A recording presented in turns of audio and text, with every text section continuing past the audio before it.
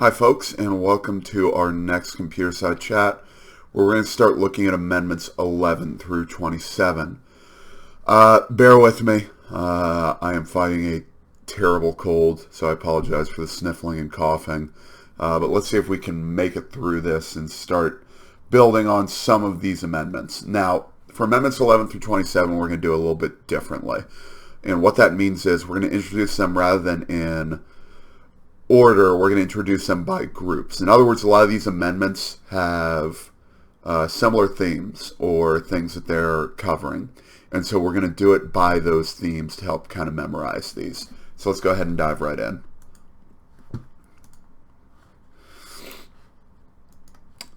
All right, so today we're going to be focusing on the presidential, Civil War, and suffrage amendments. So 3 different groups. And our essential question is going to be, what are some examples of how these amendments allow the U.S. Constitution to better accomplish one or more of the goals from the preamble? So to answer this essential question, you're going to have to get out your notes on the goals and principles of the U.S. Constitution so that you can use that to help you answer this question. All right, let's start with presidential amendments. So what do these amendments have in common? Well, they all, in some way, shape, or form, alter the office of the president or the vice president or affect the presidency in some way, shape, or form. So let's start taking a look at these. So the first is the 12th Amendment. And the 12th Amendment says that basically we will vote for both the president and the vice president. Whereas previously it had been we would vote for the president, whoever won would become president, whoever was in second place would become vice president. 12th Amendment makes it where now we vote on both a president and a vice president together as what's called a ticket. 20th Amendment. Luckily, the number of this amendment coincides with what it does.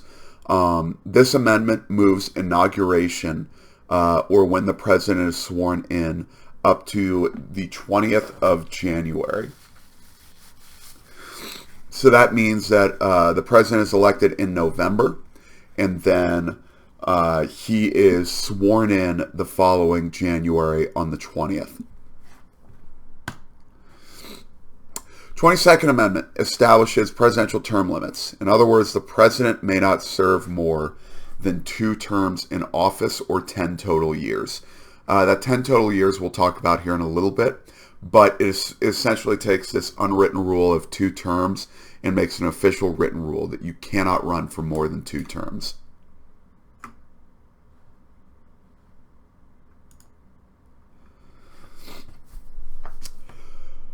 '25th Amendment.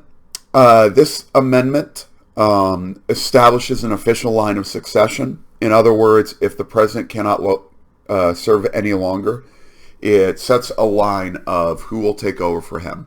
So first in line is the vice president, then after him is the Speaker of the House, and so on and so forth. So it sets up a clear line of succession, not only if the president can't serve, but others within government cannot fill his position. This isn't just for the case of like assassination or death or bad illness. This is also in the case of impeachment.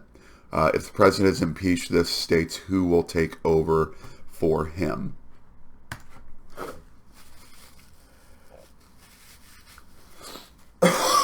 Excuse me. Next, we have the Civil War amendments. So these amendments all have in common that they were passed following the Civil War, and they in some way, shape, or form have affected the institution of slavery and those who used to be enslaved. So first up is the 13th Amendment.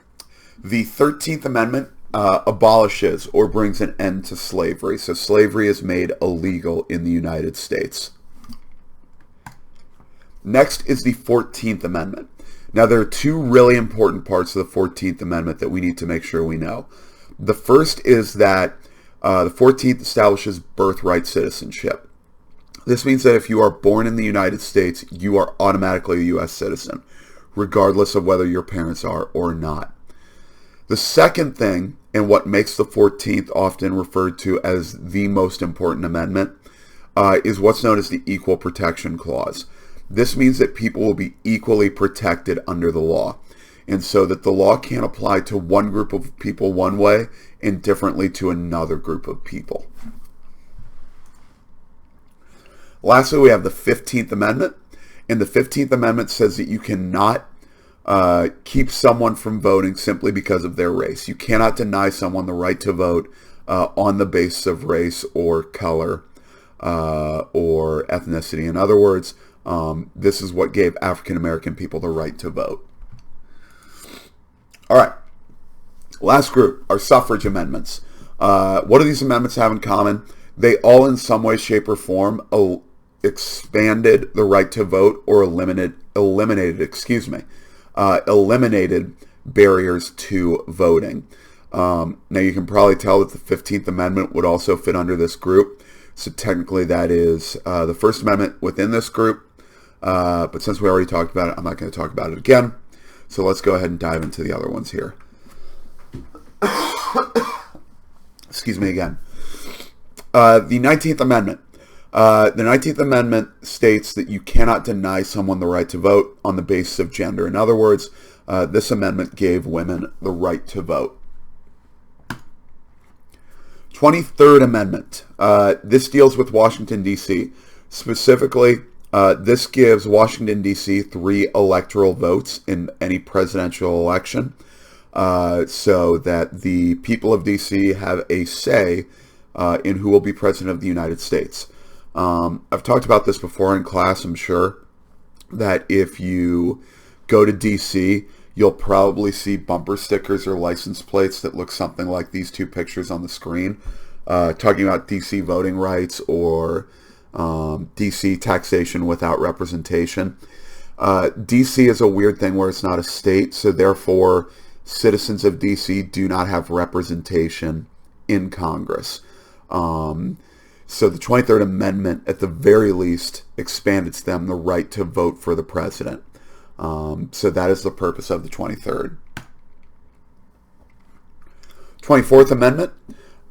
This abolishes poll taxes. So poll taxes were something used following the 15th Amendment to try and bar African Americans from voting.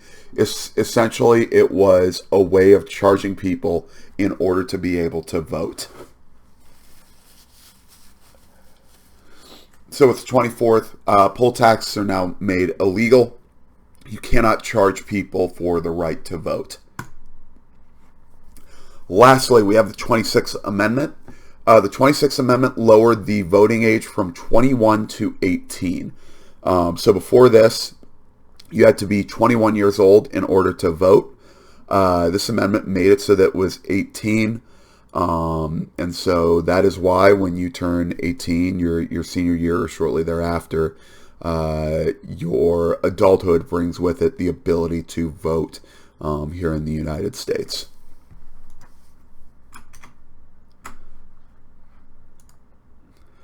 All right, so that is a very quick rundown of those amendment groups. I know this was a quick one.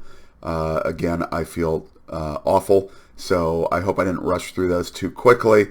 I also didn't want to go too much into detail with them, because what we're going to do from here is we're going to, in class, look at the specific history behind these amendments and look to understand why these amendments were created, the impact that they had, and why they're important, and so on and so forth. So now go ahead and break out your goals and principles notes and use that along with these notes to answer the essential question. Have a great day. I'll see you guys tomorrow.